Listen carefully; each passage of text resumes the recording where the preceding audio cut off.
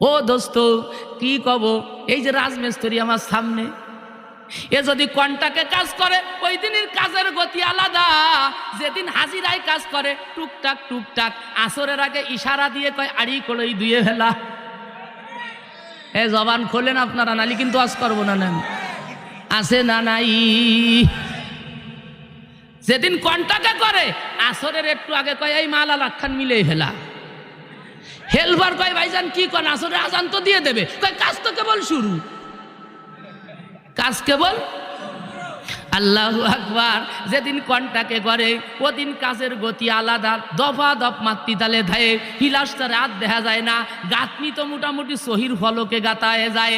আর যেদিন আজিরাই করে টুকটাক টুকটাক, খালি বেলাটা কাটলি 700 আর 500 1200 তাড়াতাড়ি দাও ভাইজান, আজকে কিস্তি আছে।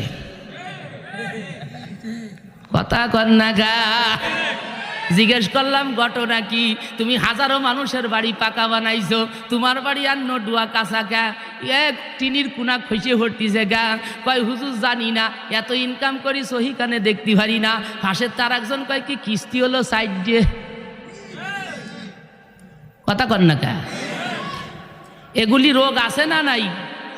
তবে সবাই না, অধিকাংশ এমন। জোরে গণ ঠিক কিনা? আল্লাহ বলেন যারা জানিয়ে বুঝে মানুষকে ফাঁকি দেয় তারা কখনো মুত্তাকি হতে পারে না।